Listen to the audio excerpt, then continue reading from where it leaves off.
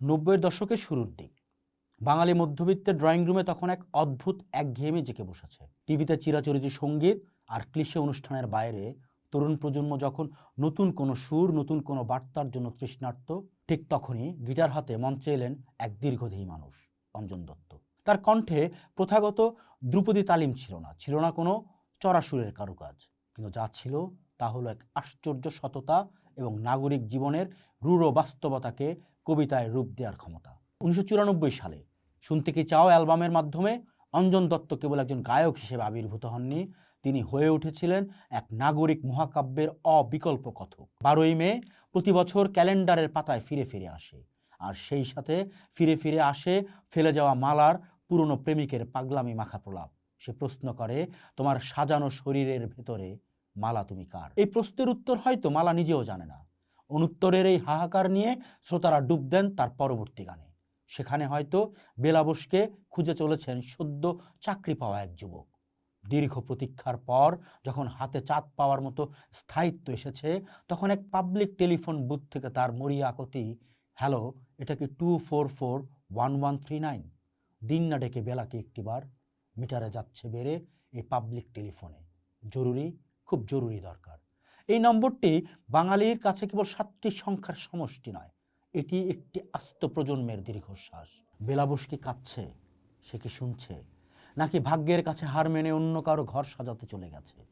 এই অমীমাংসিত আক্ষেপগুলোকেই অঞ্জন সাধারণ মানুষের অতি নিকটবর্তী করে ফেলেছেন। 300 বছরের এই পুরনো শহরে প্রেমে নিমজ্জিত হওয়ার মতো বিলাসী ঠাঁই যখন কমে আসে, তখন অঞ্জন গেয়ে ওঠেন, জায়গা নেই আর আমাদের, জায়গা নেই যে আমাদের আর কোনো এই 300 বছরের শহরে। এই সংকীর্ণতা কেবল ভৌগোলিক নয়, এটি মানসিকও। রাস্তার সস্তা হোটেলের বদ্ধ কেবিনে যে রুদ্ধশ্বাস প্রতীক্ষা, তা মধ্যবিত্ত জীবনের এক নগ্ন বাস্তবতা।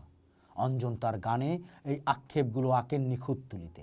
গবেষক সোমক দাসের প্রবন্ধ 90-এর গান ও নাগরিক প্রেক্ষাপট বিশ্লেষণ করলে দেখা যায়, অঞ্জন দত্তের উত্থান ছিল বাংলা গানের এক ঐতিহাসিক সন্ধিক্ষণ। কবির সুমন যখন তোমাকে চাই দিয়ে প্রথা ভাঙার সূচনা করেছিলেন, অঞ্জন দত্ত সেই পথেই যোগ করলেন আরবান ব্লুজ বা শহুরে নাগরিক বিষণ্ণতা। তিনি শেখালেন, গান গাওয়ার জন্য কেবল সুর থাকলেই চলে না, তার পেছনে একটা জীবন দর্শন থাকতে হয়।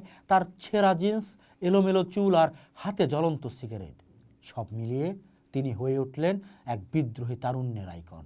অঞ্জন দত্তের গানে অ্যাংলো ইন্ডিয়ান সম্প্রদায়ের উপস্থিতি বিশেষভাবে লক্ষণীয়। জেরেমির বেহালা গানটি কেবল একটি বাদ্যযন্ত্রের গল্প নয়, এটি একটি হারানো আভিজাত্য এবং সংস্কৃতির অবক্ষয়ের আখ্যান।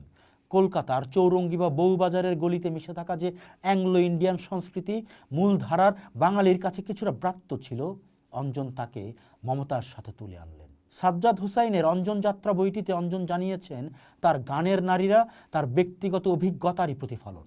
রঞ্জনা, বেলাবোস কিংবা জয়িতা প্রত্যেকেই স্বাধীন চেতা, কিন্তু জীবনের যন্ত্রণায় বিদ্ধ। যখন তিনি গেয়ে ওঠেন, রঞ্জনা আমি আর আসবো না, তখনও মধ্যবিত্ত জীবনের ভয়, মেজদাদার শাসন আর রক্ষণশীলতা মূর্ত হয়ে ওঠে।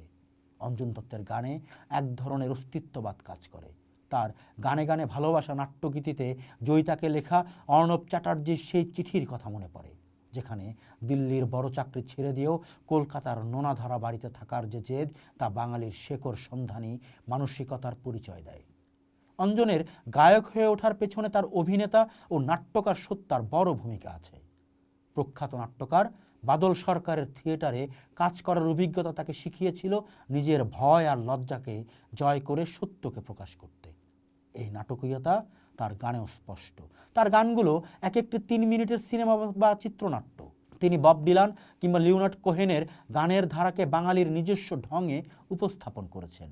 তিনি বিদেশি সুর বা কাঠামো গ্রহণ করলেও তার আত্মাটা ছিল খাঁটি বাঙালির। মজার বিষয় হলো, তিনি প্রথম দিকে অর্থের প্রয়োজনেই গান শুরু করেছিলেন, কিন্তু সেই উপার্জনের মাধ্যমটি একসময় তার প্রধান পরিচয়ে পরিণত হয়।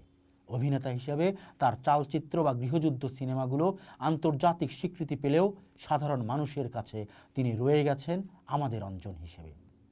অঞ্জন দত্তের গানের এক বিশাল অংশ জুড়ে আছে বাংলাদেশ। গান কখনোই সীমান্ত মানেনি। তিনি নিজেই স্বীকার করেছেন তার শ্রোতাদের একটি বিশাল অংশ, প্রায় 65% বাংলাদেশি। মাকসুদ, আইয়ুব বাচ্চু কিংবা জেমসের ব্যান্ড সঙ্গীতের সাথে তার আত্মিক যোগাযোগ ছিল। বাংলাদেশের মানুষের কাছে তিনি কেবল একজন গায়ক নন, তিনি এক চিরকালীন জীবনসঙ্গী।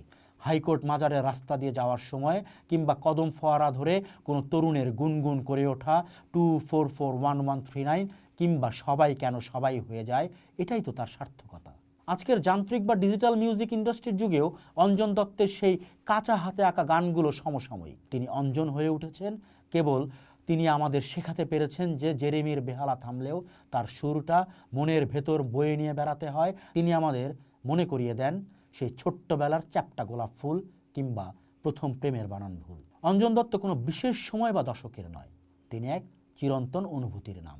নাকে আমার পোড়া পিচের গন্ধ, বুকে ধোয়া, হাত পায়ে শুধুই অবক্ষয়, তবু কাশতে কাশতে এখনও যে হাসতে পারি, ভালোবাসতে নিজের কাছে নিজেরই বিস্ময়।